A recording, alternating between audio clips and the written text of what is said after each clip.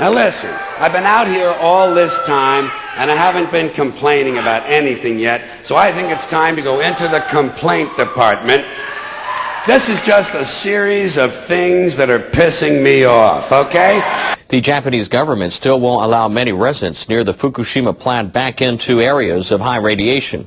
Yet the Environment Ministry has started trial decontaminations in these no-go zones. Officials have designated parts of 7 municipalities near the plant as unsuitable for living due to radiation over 50 millisieverts per year. The government has delayed major cleanup operations in these areas in fear of exposing people to radiation. However, ministry personnel have begun trials in 5 areas to find out how much can be removed. That work will continue until the end of the year. The ministry wants to determine cleanup costs. It will also study ways to control any radiation workers are exposed to. After these steps, officials say they can decide on how to decontaminate the zones.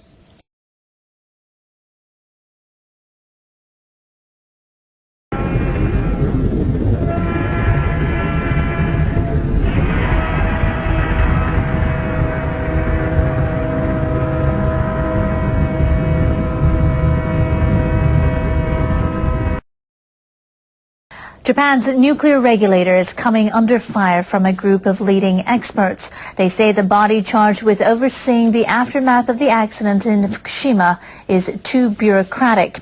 The Nuclear Regulatory Authority fielded comments on Monday from 6 experts who are studying the crisis in Fukushima. They looked at the NRA's first year of operation.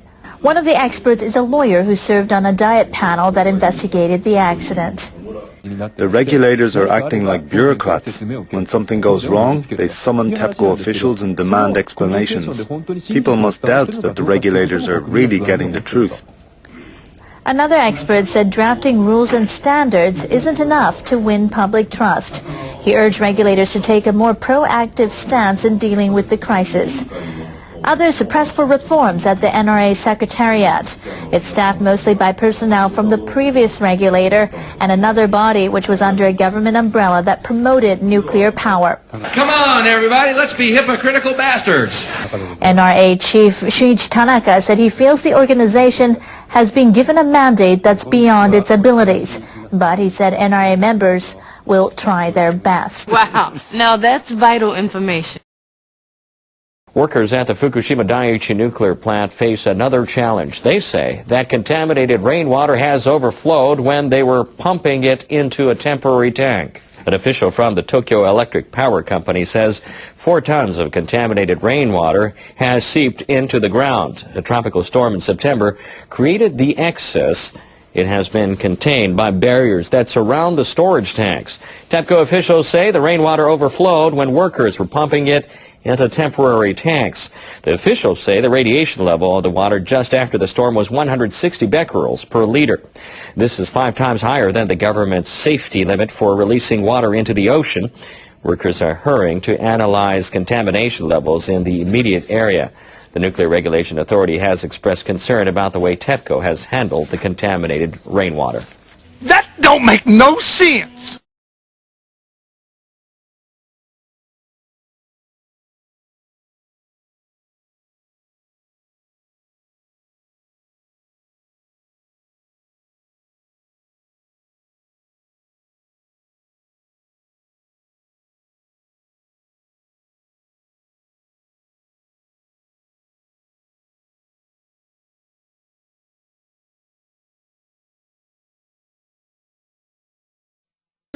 I just made it up.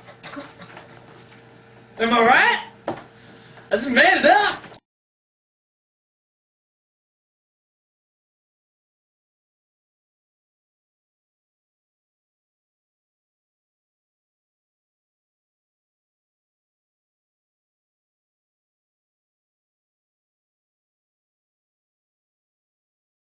The problem right now is that Japanese researchers are afraid to tell the truth.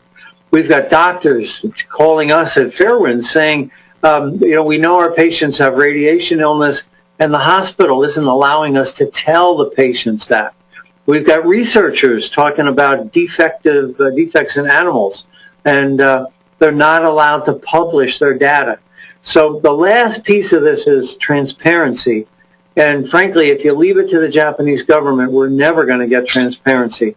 We've got to get the people involved with an oversight panel made up of civilians who have nothing to gain or nothing to lose from telling the truth. Just really quickly, Arnie, just final question. Why do you think there hasn't been more worldwide reaction to the disaster in Japan?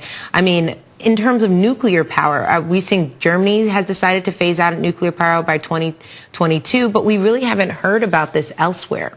You know, we're addicted. America's got 100 nukes and 20% of our power. The French have 60 nukes and 80% of their power comes from it. So, you know, it's like you need another fix tomorrow. And the addiction is ours and the pain is occurring in Japan. We have to realize that the pain of the Japanese is our pain as well and join with them to solve this problem. Contamination is also affecting exports. Japan's fisheries head wants South Korea to lift a ban on marine products from Fukushima and other prefectures. The South imposed the ban in response to leaks at the nuclear plant. The chief of the National Federation of Fisheries Cooperative Associations, Hiroshi Kishi, delivered a written request to the South Korean ambassador to Japan's Lee Byung-gi in Tokyo. It noted that Japanese marine products must meet radiation safety standards before they can be exported. The request says the ban is based on weak scientific evidence. Kishi said the government needs to understand the real situation. We want South Korea to lift the embargo as soon as possible. We will continue to request that they end it. Japanese officials say the South Korean ambassador said his government sees the leaks as a major accident, and this has created fear in his country. Stop being so nervous. Later on we'll get ice cream. Researchers on both sides of the Pacific are working to track effects of the crippled reactors of Fukushima Daiichi in bluefin tuna. A team of American scientists at Stanford University reported last year they detected low levels of radioactive cesium in 33 of 50 bluefin caught off the coast of California. Team members said the damaged nuclear plant was the source of the contamination. They made their conclusion based on levels of cesium-134, which has a half-life of about 2 years and only produced by nuclear reactors. The Japanese and U.S. researchers are trying to start a joint study to determine how the toxins got into the tuna. NHK World's Yoichiro Tatewa explains in Japan in depth.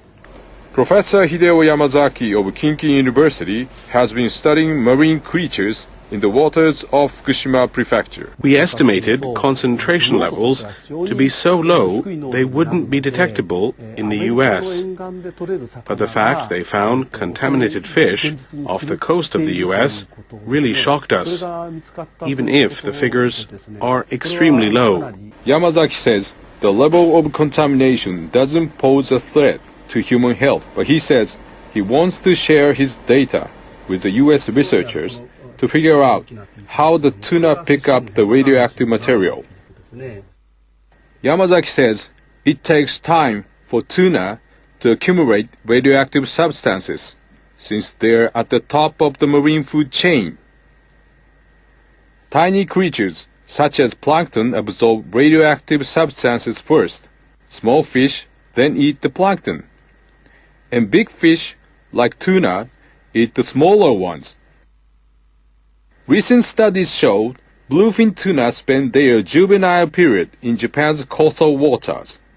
The fish then take 1 to 4 months to migrate across the Pacific to the U.S. West Coast. Yamazaki says he thinks he can figure out how and where the bluefin tuna accumulate radioactivity by studying fish on both sides of the ocean. He asked the U.S. researchers to collaborate with his team. Japan needs to work with people from different sides to gather and assess the same set of data. We need to provide the public with reliable information. Researchers at Stanford University in April sent 20 30-gram slices of tuna to Japan. But customs agents at Kansai International Airport stopped them. They said proper documentation was missing. customs clearance is tough for bluefin tuna because of stock conservation requirements. They said a document that proves that samples are not from the Atlantic Ocean is needed to start import procedures. But the U.S. government does not issue such paperwork for research purposes. So the samples are still at the airport, frozen 6 months on. This is an urgent situation. We need customs officials to understand just how critical this is and facilitate the timely transportation of materials that need to be studied. Scientists in the U.S. and Japan are calling for international cooperation and flexibility so they can better study the effects of the nuclear accident. A Japanese government official later told NHK World a request for the release of the samples by scientists is being considered. Now, the increase in confidence is an important factor in a decision by the Prime Minister. Shinzo Abe wants to press ahead with a plan to rein in Japan's mountain of debt. He's announcing later in the day he'll raise the consumption tax to 8% from 5% starting next April. But he's pairing the move with a new stimulus package to ease the impact on his main economic priority, growth. Abe has spent months weighing the costs and benefits of the sales tax increase, which was set in motion by the previous administration. He decided to go ahead with it, but he'll inject $50 billion into the economy to offset the impact. Some of that money will go directly to low-income earners. They'll receive about $100 to $150 in cash each. The government will also commit a large chunk of the stimulus toward repairs on old tunnels and bridges, and it will invest in better transportation infrastructure for the 2020 Olympics in Tokyo. Lawmakers with the ruling Liberal Democratic Party and coalition partner Decontaminaton have agreed to consider another idea. They want to scrap a corporate tax designed to raise money for the reconstruction effort in the Northeast. The levy was scheduled to expire at the end of March 2015, but Prime Minister Abe wants to end it a year early.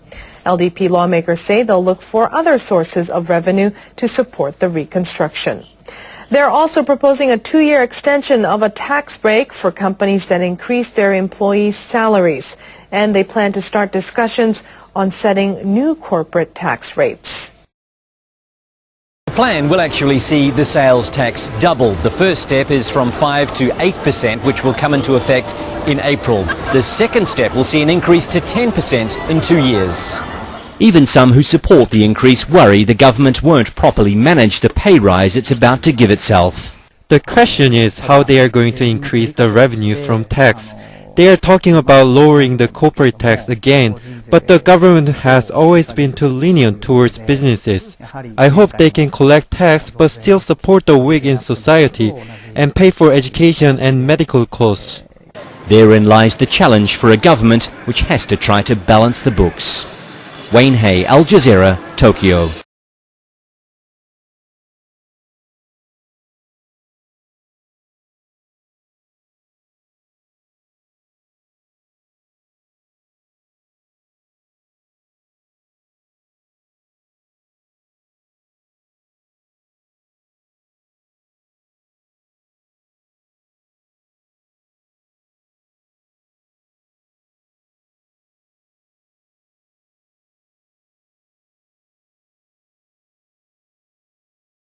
President Rouhani's tone isn't swaying leaders in Israel.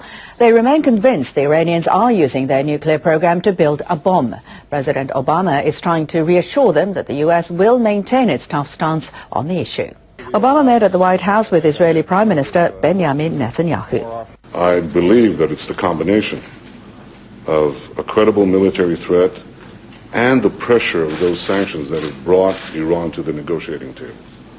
Our hope is that we can resolve this diplomatically, but as President of the United States, I've said before, and I will repeat, that we take no options off the table, including military options.